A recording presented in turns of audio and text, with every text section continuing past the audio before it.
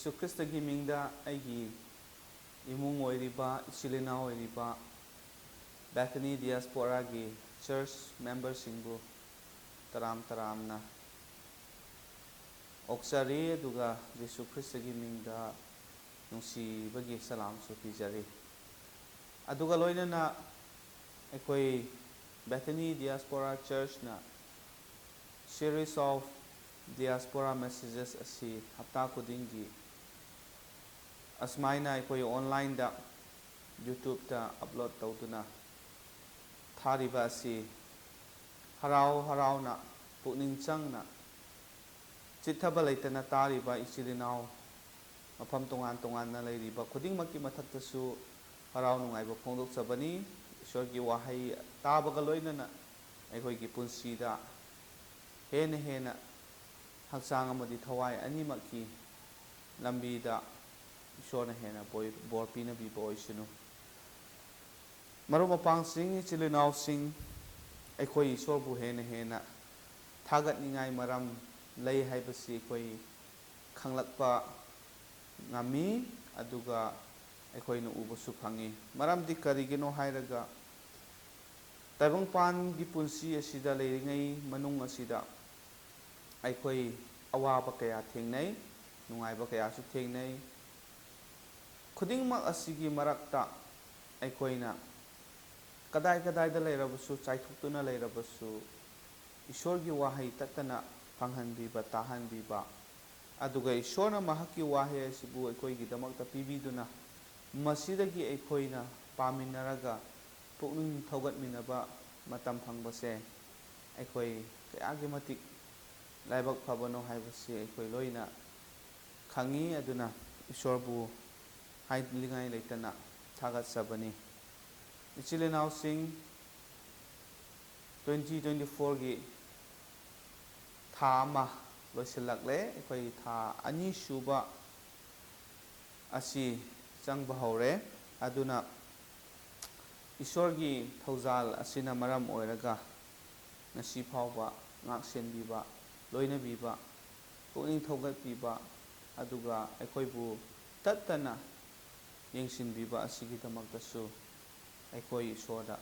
harauba phongdoksi ishorda ekhoi thagatpa phongdokminasi haibasi thamjage ngasigi text asi ekhoi pukning changna amuk taminasi paminasi 1 Peter chapter 1 gi verses 22 to 23 asini ngasigi text asi aduga maruoiba wafam asina karino hairaga you have purified your souls haibani nakhoina nakhoigi thawai haibatare adubu sengdokchare haibani aina Manipuri da verses 22 and 23 se pathokchage nakhoina nachin nanaw singbu pukchen sengna nungsibada thawai gi mapana achumba adubu haiba induna nakhoina nakhoigi thawaibu sengdokchai nakhoina nakhoigi thawaibu sengdokchai thawai yauna asengba thamoidagi nakhoi amaga amaga nungsinau verse 23 da maramdi mangba yaba marudagi nataduna mangba yadaba marudagi hingba amasung matam pumbada lengdana leiba ishorgi wahaigi mapana amuk hanna nakhoibu pokpire ishorbu thagat poisunu ichilinau sing apostle Peter na pajjana salvation aran khubamgi matang asida masigi subject asida extensively yamna sangna phajana ibire masi ekhoina pariba ishorgi shastra asida phajana ekhoina uba phangi aduna salvation hairiba aran khubam hairiba asigi doctrine ase teaching ase New Testament da yamna maru oiba key doctrine oina ekhoina uba phangi aduna Peter na salvation gi matang asida masigi doctrine teaching ase yamna phajana aikoi bhap tanana bagi damakta kanna kari haisira with commitment yamna committed oiraga mahakna mising asibu khanghange bhap tahange haiduna masi ibibani salvation through faith in the Lord Jesus Christ. Salvation asi ekoina Jisubu thazaba asigi mapana phangbani haibasi aikoida mayek sengna khanghaningba adugi maramna Peter na ibani aduga loinana Peter na he was fully aware that many believers struggle with understanding their faith and how that might be applied to life. Peter na khangi madudi karino haraga mi mayam haibatare believers kaya kaya na thajakraba mi kaya kaya na su salvation gi maram asida aduga makhoi gi thajabagi maram asida phajana mayek sengna bhap tadaba aduga aikhoina thajaba lairiba thajaba ase karam haina igi punsida apply tawgani karam haina masi sijinagani haibase bhap tadaba khangdaba mayam lei haibasi mana phajana khangi aduna ni Peter na yamna sangna salvation asi Jisubu thajaba asigi mapana aikoi phangbani aduga aikoi gi thajaba ase karino thajaba asina aigi punsida karam haina mateng pangani karam haina aigi punsida apply tawgani sijinagani haibase masi takpiriba asi ekoina ubani aduna ichilinaw sing hoji ekoina pathoriba 1 Peter chapter 1 gi verses 22 to 23 asida ekoina ubase karino hairaga new life anova punsi asini aduna anova punsi ase ekoi kadai dagi phangbano kanana pibano haibase ekoi amu munna khantaba tai darkar oi aduna the new life we have ekoina leiriba anova punsi ase ishor dagi is from the Lord prabhuna ekoida pibiba adugumba anova punsi aduna anova punsi ase atopa wahaida hairagadi born again haibani nauna pokpa gi matang asida Jesus Christ na pajana clearly mayek sengna aikoi bu takpi base aikoina ishor gi wahai shastra si papa matamda uba phangi aikoina loina khangi maru oiba text hairagadi John chapter 3 asida Jesus na masigi yamna chauraba amadi vital oiba maru oiba achumba aduga masigi salvation gi matangda thazabgi matangda amadi nauna pokpagi matang asida Nicodemus ta takpi base ekoina paba phangi John chapter 3 da Nicodemus kanano hairagadi a famous teacher in Israel gi manungda Israel gi lamda aduga Israel gi misingi marakta yamna famous oiba maming yamna leiba adugumba teacher ozamani mangon da Jesus Christ na nauna pokpa se karino haibagi matangda phajana mabu takpi nauna pokpa haibase kanana tawbano kari kamaina oirakpano haibataragadi this is the special work of the Holy Spirit thawai asengbagi special oiba adugumba itop toppa yamna special oiba ishor thawai asengbagi thabak tawbiba aduni maramdi karino hairaga thawai asengbana thajakraba mi Jesus Christ bu thajabana maram oiraga lawsallaga Jesus bu thajakraba mi aduda anova punsi ase mana regenerate tawbani believers in shall regenerate tawbani nauna amuka sengdokpiba haiba tare aduna nauna pokhraba mi ase tasengna yenglaba matamda he is born from above mathaktagi haiba tare above sargadagi masi oihanbani sargadagi pokpa haibani born from above Maramdi mioibagi punsida ekoi polakpa matamda ima ipagi through dagi ekoi polae maduna hakchangi flesh aduni hakchangda pokpa haibani adubu ani suba pokpa born again haibasidi nauna pokpa haibasidi thawai da pokpani aduna thawai da pokpa sidi ishorna tawbani aduna it is from above masi sargadagi ishorna tawrakpa adugumba thabak aduni aduga loinana aikoina hujik pathokhiba aduda maru special seed of life punsigi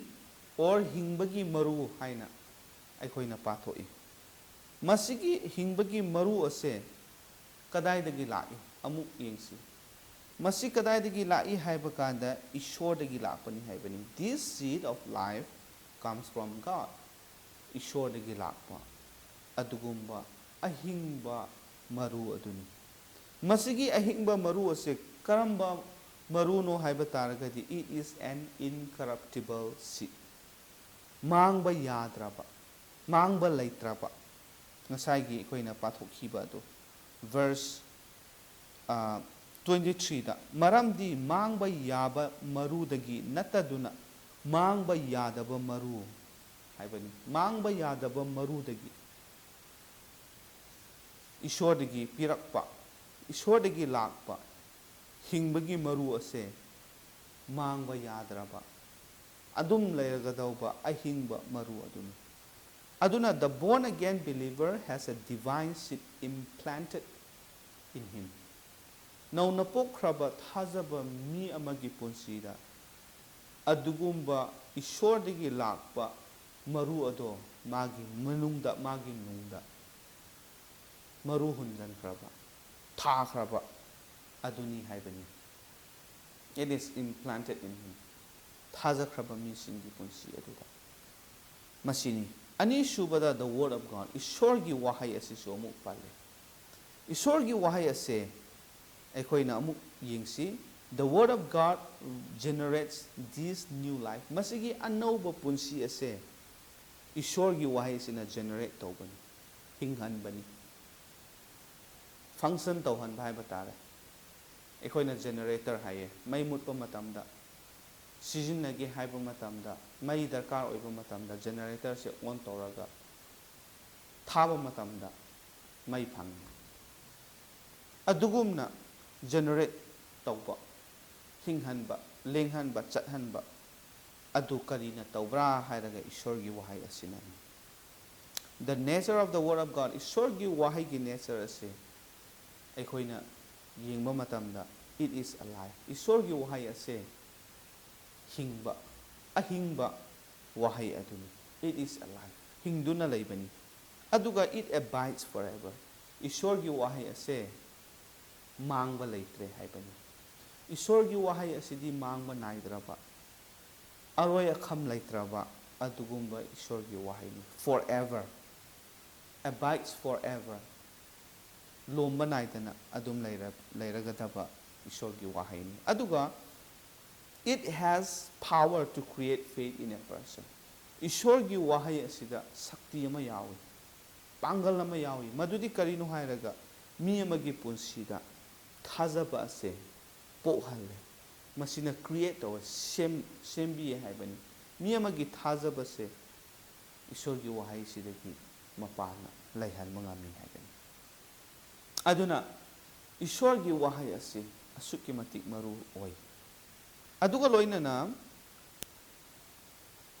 aikoigi salvation asigi matang asida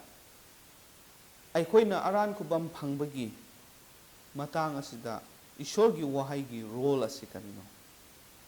haiba kanda ishorgi wahai se asuki matik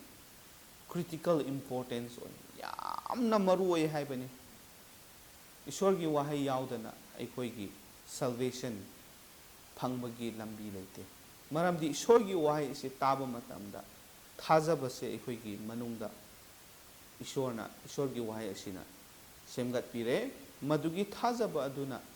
aikoi jisu bu loksan ba matamda jisu da madugi thazaba do thamba matamda ꯑꯩꯈꯣꯏ ꯅꯧꯅ ꯄꯣꯛꯄꯅꯤ ꯑꯗꯨꯒ ꯑꯩꯈꯣꯏꯁꯦ ꯑꯔꯥꯟ ꯈꯨꯕꯝ ꯑꯗꯨ ꯐꯪꯕꯅꯤ ꯑꯗꯨꯅ ꯌꯥꯝꯅ important ꯑꯣꯏ ꯍꯥꯏ ꯑꯗꯨꯒ ꯑꯩꯈꯣꯏꯒꯤ ꯁꯜቬꯁꯟ ꯑꯁꯤꯗ ꯏꯁꯣꯔꯒꯤ ꯋꯥꯍꯩ ꯑꯁꯤꯅ ꯁꯦꯟꯇ꯭ꯔꯦꯜ ꯑꯣꯏꯕꯅꯤ ꯏꯁꯣꯔ ꯅꯤꯡꯉꯦ ꯍꯥꯏꯔꯒ ꯏꯁꯣꯔꯒꯤ ꯋꯥꯍꯩ ꯄꯥꯝꯗꯕ ꯏꯁꯣꯔꯕꯨ ꯊꯥꯖꯩ ꯍꯥꯏꯔꯒ ꯏꯁꯣꯔꯒꯤ ꯋꯥꯍꯩꯗꯤ ꯇꯥꯅꯤꯡꯗꯕ ꯃꯗꯨꯗꯤ ꯑꯔꯥꯟꯕ ꯊꯥꯖꯕꯅꯤ ꯃꯔꯝꯗꯤ ꯀꯔꯤꯅꯣ ꯍꯥꯏꯔꯒ ꯏꯁꯣꯔꯒꯤ ꯋꯥꯍꯩ ꯑꯁꯤꯗꯒꯤ ꯑꯩꯈꯣꯏꯒꯤ ꯊꯥꯖꯕꯁꯤ ꯁꯦꯝꯂꯛꯏ ꯑꯗꯨꯒ ꯃꯗꯨꯅ ꯔꯤꯖꯜ ꯀꯔꯤ ꯂꯥꯛꯄ꯭ꯔꯥ ꯍꯥꯏꯔꯒ ꯑꯔꯥꯟ ꯈꯨꯕꯝ ꯑꯩꯈꯣꯏ ꯐꯪꯕꯁꯤꯅꯤ ꯑꯗꯨꯅ ꯏꯁꯣꯔꯒꯤ ꯋꯥꯍꯩ ꯑꯁꯤ ꯁꯦꯟꯇ꯭ꯔꯦꯜ ꯑꯣꯏꯕꯅꯤ ꯏꯁꯣꯔꯒꯤ ꯋꯥꯍꯩ ꯌꯥꯎꯗꯕ ꯁꯨꯛꯌꯥ ꯌꯥꯗꯦ ꯍꯥꯏꯕꯅꯤ ꯑꯗꯨꯅꯤ ꯏꯁꯣꯔꯒꯤ ꯋꯥꯍꯩꯒꯤ ꯔꯣꯜ ꯑꯁꯦ ꯑꯩꯈꯣꯏꯒꯤ ꯁꯜቬꯁꯟꯗ ꯑꯗꯨꯒ ꯃꯊꯪꯗ ꯑꯩꯈꯣꯏꯅ ꯄꯥꯕ ꯃꯇꯝꯗ ꯀꯔꯤ ꯎꯏ ꯗ ꯄ꯭ꯌꯨꯔꯤꯐꯥꯏꯌꯤꯡ ꯑꯣꯐ ꯁꯣꯜ ꯑꯩꯈꯣꯏꯒꯤ ꯊꯋꯥꯏꯕꯨ ꯁꯦꯡꯗꯣꯛꯄ ꯉꯁꯥꯏ ꯑꯩꯈꯣꯏꯅ ꯄꯥꯈꯤꯕ ꯑꯗꯨ ꯑꯃꯨꯛ ꯌꯦꯡꯁꯤ ꯚꯔꯁ 22 ꯑꯩ ꯑꯃꯨꯛ ꯄꯥꯊꯣꯛꯆꯒꯦ ꯅꯈꯣꯏꯅ ꯅꯆꯤꯟ ꯅꯅꯥꯎꯁꯤꯡꯕꯨ ꯄꯨꯛꯆꯦꯟ ꯁꯦꯡꯅ ꯅꯨꯡꯁꯤꯕꯗ ꯊꯋꯥꯏꯒꯤ ꯃꯄꯥꯟꯅ ꯑꯆꯨꯝꯕ ꯑꯗꯨꯕꯨ ꯍꯥꯏꯕ ꯏꯟꯗꯨꯅ ꯅꯈꯣꯏꯅ ꯅꯈꯣꯏꯒꯤ ꯊꯋꯥꯏꯕꯨ ꯁꯦꯡꯗꯣꯛꯆꯔꯦ ꯅꯈꯣꯏꯅ ꯅꯈꯣꯏꯒꯤ ꯊꯋꯥꯏꯕꯨ ꯁꯦꯡꯗꯣꯛꯆꯔꯦ ꯊꯋꯥꯏꯕꯨ ꯁꯦꯡꯗꯣꯛꯄ ꯍꯥꯏꯕꯁꯤ ꯀꯔꯤꯅꯣ ꯀꯔꯝ ꯍꯥꯏꯅ ꯃꯁꯤ ꯑꯣꯏꯕ ꯌꯥꯕꯅꯣ ꯑꯃꯨꯛ ꯌꯦꯡꯁꯤ when a person believes in the Lord Jesus Christ ꯀꯅꯥꯒꯨꯝꯕ ꯑꯃꯅ ꯖꯤꯁꯨ ꯈ꯭ꯔꯤꯁꯇꯕꯨ ꯊꯥꯖꯕ ꯃꯇꯝꯗ he is born again ꯃꯍꯥꯛ ꯅꯧꯅ ꯄꯣꯛꯂꯦ ꯃꯁꯤ ꯌꯥꯝ ꯀ꯭ꯂꯤꯌꯔ ꯑꯣꯏꯔꯦ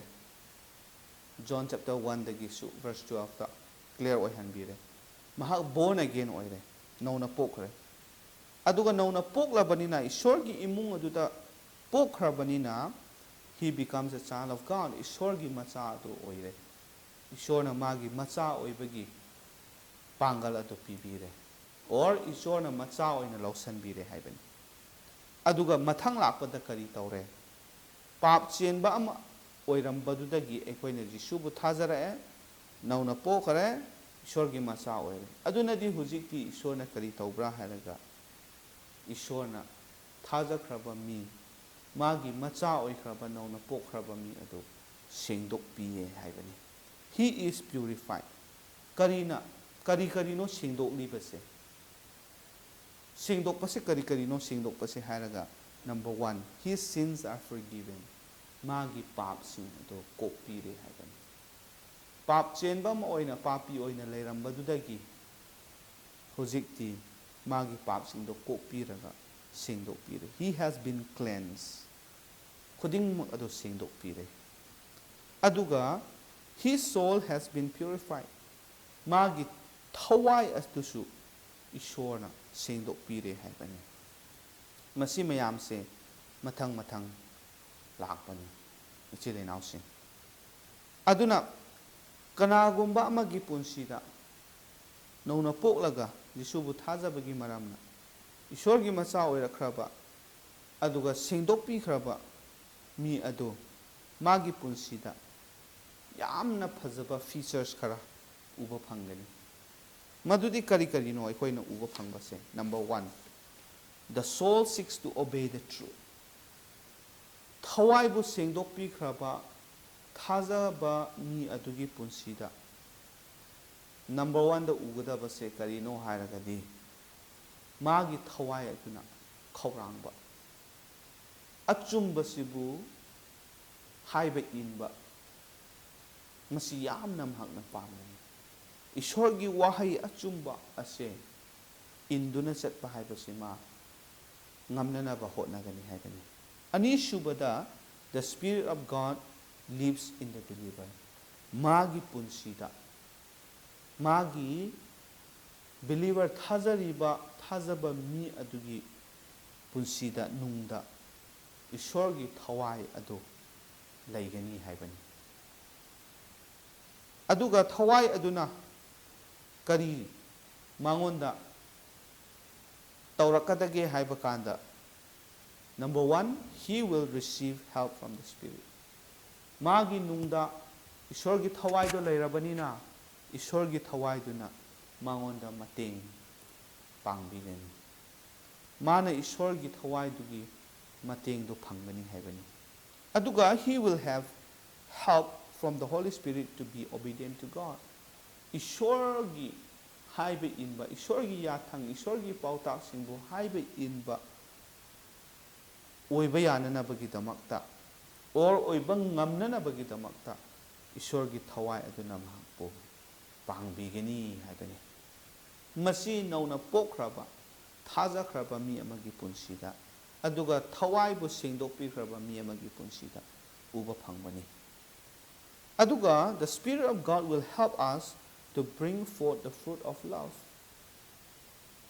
Maru oibase karino hairaga amu thawai asengbasina thabak tawraga thajariba mi sengdokkraba mi adugi punsida nasaigi nungsibagi mahai fruit of love ase mangonda mahai ase yanhalakani.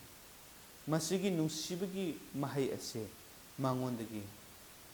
yanhalakani, layhalakani. Karamba nungsiba, there will be a love for the brethren. Jesus Christ gi mingda maching manao oiriba mising adubu nungsiba. Brethren haiba taragadi maching manao haye ekoi Manipuri da yengbu matamda ko adubu asigi maching manao se haksangi igi mari maching manao du khakta nate maduda focus tauba nate masida maching manao hairibase kanano haiba taragadi Jesus Christ bu thajaba believers, fellow believers in asi Christ da imung amata oirabanina maching manao oirabani. Aduna masigi maching manao oiriba mising asibu nungsiba ngamgani haye. Aduga there will be genuine concern for each other. Amaga smaina nungsinaba amadi amana amagidamakta hena khanbiba concern leiba asi magi punsida uba phangani. Masigi fruit of life haiba si Galatia ki chapter 5 verses 20 to 23 se paba matamda masigi punsi fruitful oiba punsi ase thawai aseng bana thajakraba mi singda piba se ekoina amu uba phangi. Aduna this part of the fruitful life the Spirit of God will help us to develop in our life. Ekoi gi punsi da masigi fruitful oiba ahe yanba punsi ase thawai aseng basina ekoi gi punsi da hena chaukhatpa yananaba ekoi da mateng pibigani haibani. Actually now sing yamna important oye masigi lesson ase ekoi munna khanmina batai. Aduna ekoi na masigi wahai se taba matamda ekoi da kari phawi ekoi gi wakhal da kari tauningba natraga ekoi da kari challenge piye haiba kanda. Number 1, to love one another. Ekoi Krista da thajakraba ekoi nauna pokhraba aduga ekoi Ishwargi macha oiminakhraba aduga ekoi ase Ishwargi thawai duna Ishwargi wahai aduna sengdokpikraba thajaba ngaktani. Aduna ekoi amaga manungsinabase masi yamna mathau tai yamna darkar oi to love one another asi ekoi gi challenge ni kanna ekoi hotnaba darkar oi. Ani shubada this love comes from a pure heart. Masigi thaz nungsibase hekta ekoi na chinda haiba khakta nataba ekoi gi thamoi nungdagi asengba nungsiba senglaba thamoi dagi thoklapa nungsiba adu madu oigadabani. Aduga this would be a fulfillment of the teaching of the Lord Jesus Christ. Karigumba ekoi na masi tauba ngamlabadi Jesus Christ na nungsinau na koi amaga manungsinau haibagi yathang piriba adu ekoi na fulfill taubani ekoi na mapung phahanbani. Maramdi karino hairaga John chapter 13 gi verse 34-35 se parabadi ekoi na Jisu na piriba pauta asi uba phangi. Verse 34 a new commandment I give to you, that you love one another as I have loved you, that you also love one another. Verse 35, that by this all will know that you are my disciples, if you have love for one another. Masi yamna fajana clear oina Jisuna takpibani. Manipuri gi Bible da ay muktang pathokchage mayamgi damakta John chapter 13 gi verses 34 to 35 asida asmaina laibani. 34 and 35. Aina nakhoida anauba yathang ama piri. Anauba yathang haibani ko. Anauba yathang ama piri. Madudi nakhoi amaga amaga nungsinaw. Nakhoi amaga amaga nungsinaw. Aina nakhoibu nungsiba adugumna. Nakhoi nasu amaga amaga nungsinaw. Nakhoi amaga amaga nungsinarabadi masina mi khuding na nakhoi aigi sebok singni haiba khangani. Jisuna yamna sengna takpire. Nakhoi aigi tunginba aibu thajaba mising nakhoina amaga amaga nungsinabase masi aigi apambani haina Jisuna fajana magi commandment oina masi ekoida pibire. Aduga masigi nungsibase thamoi sengna nungsinaba. Thamoi senglaba thamoi dagi thoklakpa oigedabani. Madu oirabadi Jisuna piriba pauta ase ekoina mapung phahale haina ekoi lauba yare haibani. Ishona ekoi khudingmaki mathakta borpina biboisunu ekoina pathokchariba khudingmak ase taminariba khudingmak asesu punsida ekoina thabak oina pangthokpa ngamnanaba Ishona hena ekoibu pangal hapiba oisunu pratna tawsi. Sargamalem pumnamok sembiba Ipa Ishor nahakpo yamna thagalina sigi phajakraba numit asida nahakna ekoibu nahakki wahai taminabagi matam achaba se nahakna pinabire aduga nahakki wahai sine ekoibu pukning thawatpire. Ipa Ishor hanjin hanjinna aikoi nahakki aningba apamba adugi wangmada chatlabasu nahakna aikoibu ngakpiduna kokpiduna aikoibu nungsibiduna ngasi phauba aikoigi damakta kodingmak ase phananaba sinbiduna nahakki wahaida amuk hanna aikoibu nahonana takpiba khanghanbiba ningsenghanbiba asigi damakta hainingai letana nahakku thagatsari Ipa Ishor aikoigi punsi aikoigi thawai khudingmak nahakna sengdokpire hairaga nahakna piriba yathangsing asi aikoigi punsida mapung phana pangthokpa ngamnanaba masigi matung ina aikoi chatpa ngamnanaba amaga amaga nungsinaduna amaga amaga aikoi chanana nungsi chanana laiduna mateng pangnaduna aigi khaktang khandaduna Ipa Ishor aikoi Kristagi tung inba amadi ekoi ichilenau amatang oibaga loinana Ipa Ishor ekoi nungsi chanana aduga nahakki aningba apambasigi matungina